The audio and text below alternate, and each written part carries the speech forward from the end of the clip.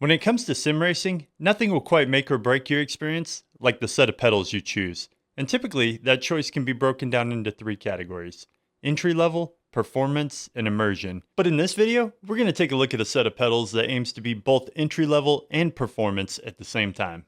This is Asetek Sim Sports Prima pedal set. For those looking to get into sim racing or upgrade their current pedals, this set offers loads of upgrades. Starting at around $350 for the brake and the throttle, it's not the cheapest entry-level set on the market, but on paper, it definitely has the specs to support a slightly higher price. And if you happen to be watching this video before the Black Friday sales end, then you have an opportunity to grab this pedal set for a smooth $209. But should you? Let's find out. Now, I referred to this pedal set as entry-level and performance, and that's because there's signs of both. But one area where it really stands out is in the build quality. The whole setup is built from solid anodized aluminums that don't bend under pressure. From the mounting plate to the pedal arms, the Prima pedals are designed to stand up to the intense racing conditions. According to Asetek, these pedals can withstand 440 pounds of force without bending. Mounted to a ball bearing pivot joint, the pedals have smooth travel throughout the adjustable range of motion, and the level of detail in the design makes it look pretty good on your rig, but there's still some room for improvement. Now, as a sock racer, I love the idea of a pedal set that's marketed as sock friendly. The pedals are actually pretty smooth, they are quite friendly on stocks, but where the problem comes in is Asetek decided to add their logo and some ripples down here at the bottom, and after a little bit of racing, you could start to really feel that digging into your heel, and it gets a little bit uncomfortable. So it might be one of those things where you need shoes or some kind of pad on here or something if you're going to use it long term with socks. I don't know that that was the best design option, but overall, I think pedal wise, they're fine. It's just down here on this plate. Now, I have seen other reviews and comments where some users complain about this brim right here, and when they're wearing shoes, they get their heel stuck on it. As somebody with probably oversized feet, it's not necessarily something that's impacted me. But I think it's worth mentioning that if you have slightly smaller feet or maybe more room to move your foot up onto the pedal, you might experience your heel getting stuck here. One of those side notes that I wanted to bring up that I haven't experienced, but based on my research, other people have. Now let's talk about individual pedal performance.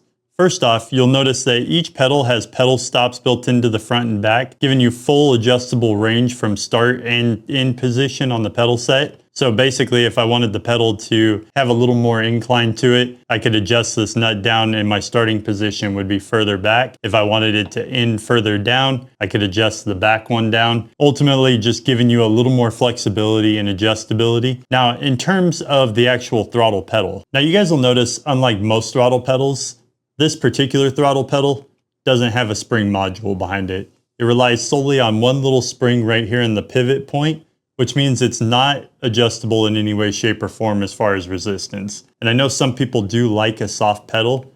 For me personally, I like a little bit more resistance in the pedal. I have a heavier foot and I just want that ability to control the press on it just a little bit more than what I'm getting. And you do have the option with Asetek to add the spring module. It's an additional upgrade, but in the current state, the throttle pedal is just one of the things that makes this feel entry level. And it's something that I think for the price, I would have liked to have seen that included with the pedal set, or at least some ability, even if it wasn't the same as like say the Forte, some ability to be able to provide just a little bit more resistance if I want it.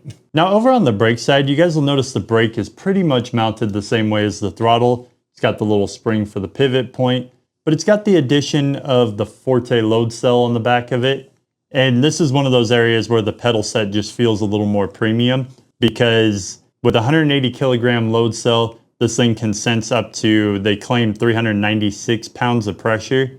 So you get a good range of pressure. It's very much one of those things where you can get used to the pedal and be very detailed in your braking and really have control over the car. And I go back and forth on this because this is such a firm pedal. Like you guys will notice, no matter how much adjustment I make, I can't move this pedal by hand. With my foot, I can get just a tiny bit of travel out of it, but it doesn't really move much.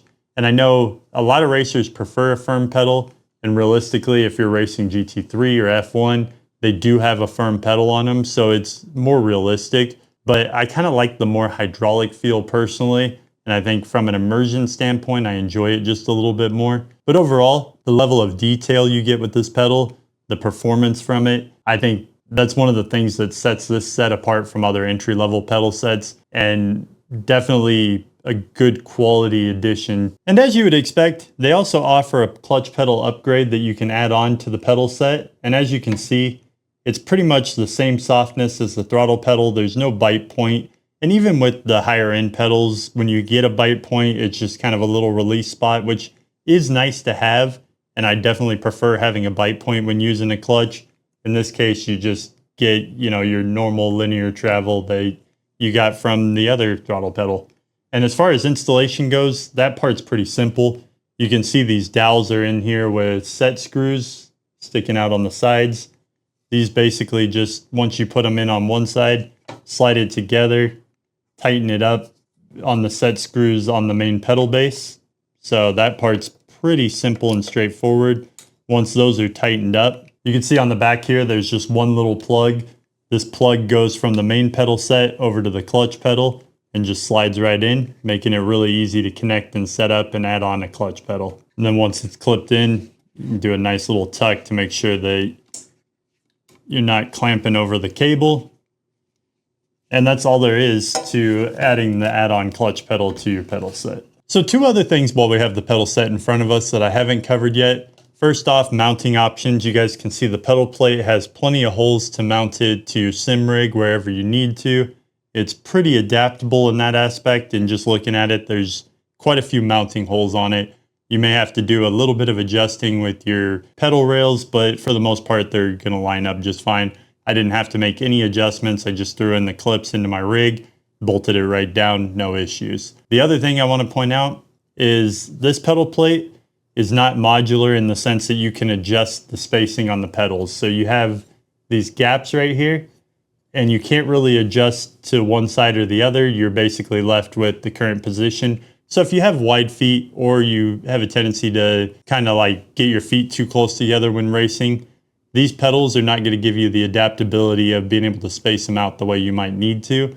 They're very much set exactly the way that they are. All right, guys, real quick, I just want to go over setup. So once you have the pedals mounted to the rig and plugged in, you'll need the Race Hub software from Asetek if you don't already have it. The pedals may require a firmware update. Once that's done, you'll load in and you'll get a screen that looks just like this one, where you can basically see overall what your pedal range is and you can calibrate it. So for example, with the brake pedal, I personally don't want to feel like I'm doing a full-blown workout every time I brake. So if I set it to calibrate, I could go all the way up to like right there where I'm having to put all my force into it.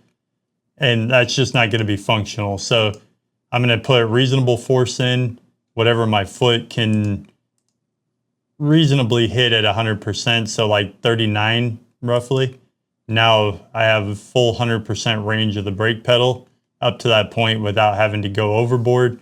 You can do the same with the throttle and the brake.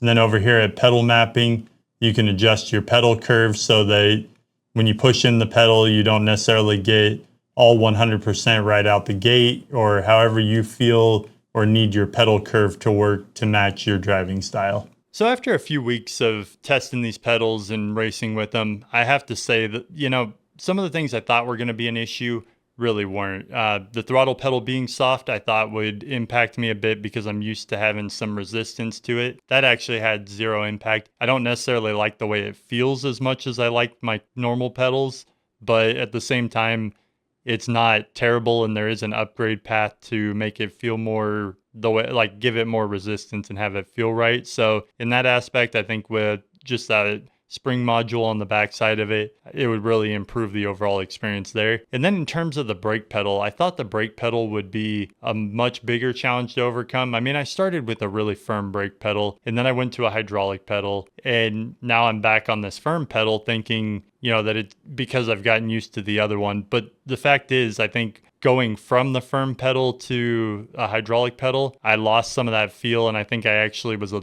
tiny bit slower. And then going back to a firm pedal again, I think my lap times improved just slightly. Overall, like it took a minute to get used to, but the overall experience of racing with it didn't necessarily impact me performance-wise.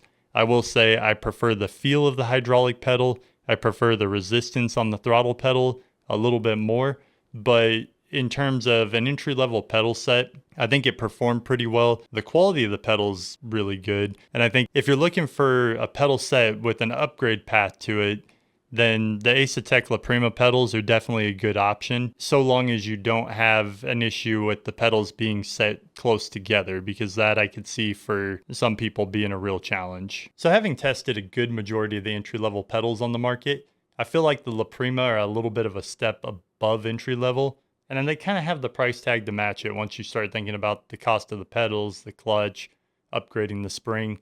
And that's another thing. With the upgrade paths that it has, you could end up spending a ton of money upgrading these things. If your goal is just to add a little more resistance to the throttle pedal and use them the way they are, probably a pretty reasonable price once all said and done. If your goal is to add a hydraulic brake and add the spring and do all those things, you're going to end up spending a lot of money on it. So I'm not going to say this pedal set is the best one for everybody, but it is a great starter set, and possibly, depending on what level of pedal you're at for entry level, which kind of seems to have a bit of a range to it, because you could have no load cell all the way up to like a low pressure load cell and still be in that entry level range. I definitely think going to a 180 kilogram load cell, you're going to notice a difference. If you're not running a load cell at all, you're going to notice a big difference. You just really have to evaluate whether it makes sense or if it's the right upgrade, or if you need to look at something a little bit better. If you guys are considering any gear from Asetek, be it pedals, wheelbase, wheel, make sure you check out the link in the description. At some point, that'll be an affiliate link that'll help support the channel at no extra cost to you guys. In the meantime, if you guys haven't hit that subscribe button, we're getting really close to my goal of hitting 5,000 subscribers by the end of the year. I really appreciate the support, and it helps just grow the channel and be able to do more reviews and also build stuff like the Cup Car 2.0 rig that we're going to get back to real soon. On the next few videos though, we're going to have a lot more gear to review, different brands, things to look at. So I'm looking forward to sharing that with you guys. In the meantime, I will see you guys out on the track.